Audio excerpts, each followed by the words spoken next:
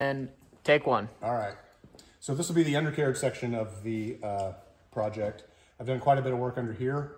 First and notably is, if you just look at the general condition of the undercarriage, there's no rust.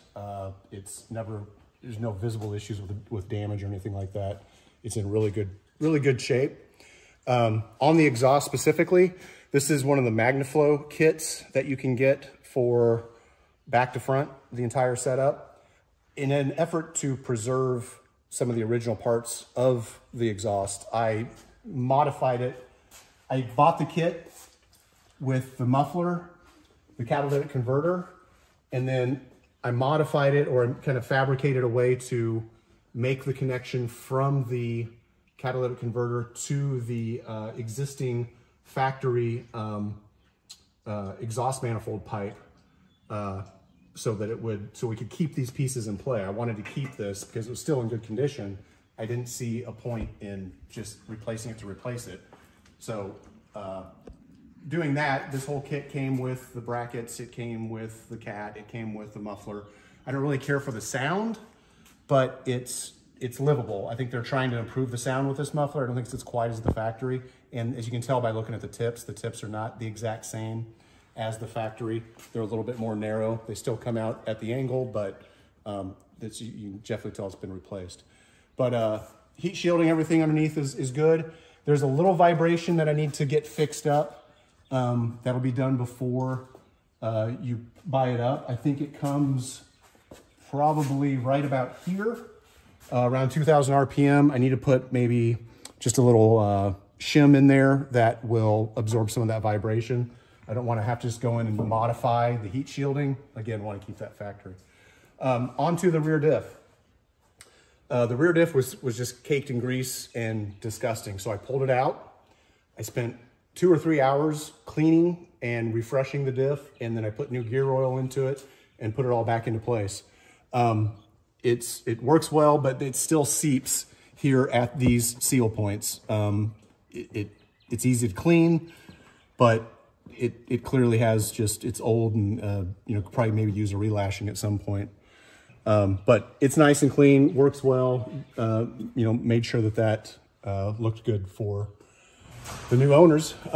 Also, I used some, in the process of taking this out, I used a little bit of liquid electrical tape to get to reuse the speed sensor there, and that's sealed up really well so it doesn't have to be spliced into to make it work. Other than that, let's see what else. We have new Sachs rear shocks on each side, and I don't think,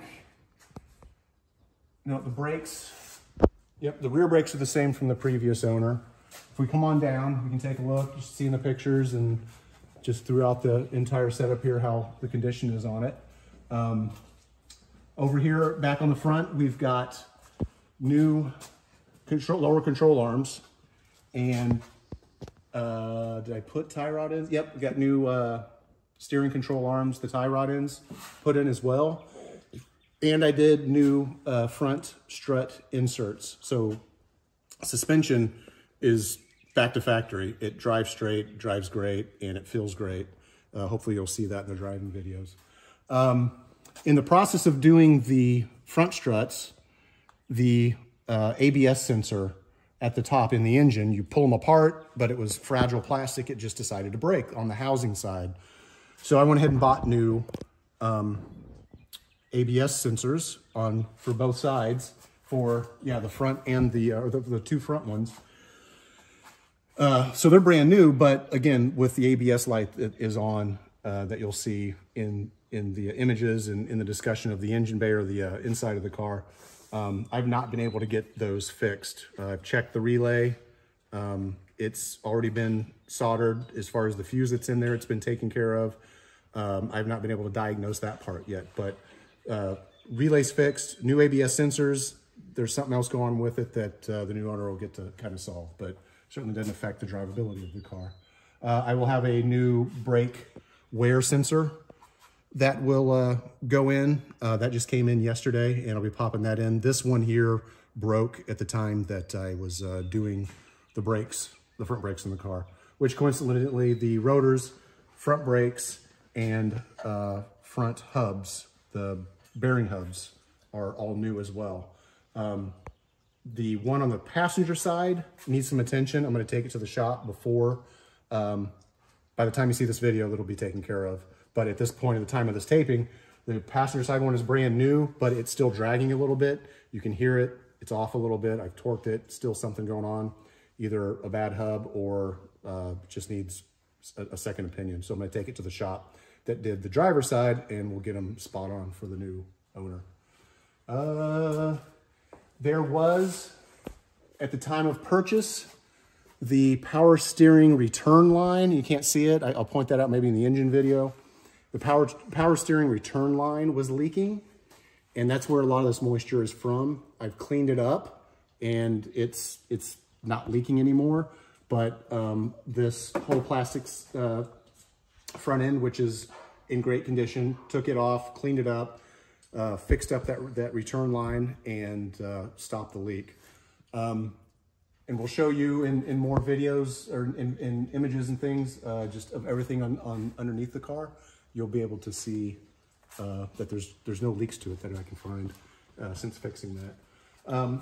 Front end, all the front end plastics are here and accounted for. If you come over here and take a look at this with me, see if we get this light real quick.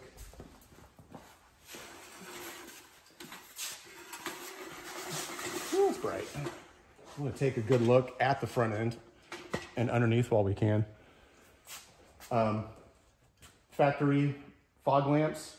The whole front lower plate is original and still has the original screws, has not been damaged. All of this is, again, not rusting, not damaged. It's in beautiful condition. You can see as well the front license plate holder, which I need to, I guess, put the license plate on or set that in there better. I think it'll screw in better with the license plate, but front bumper and everything's in great condition. And factory fan is also looking really good and not damaged. Tires are new as well. They're not performance tires by any means, but they are new and they roll and they do not leak. So, all right, we'll move on to the next video.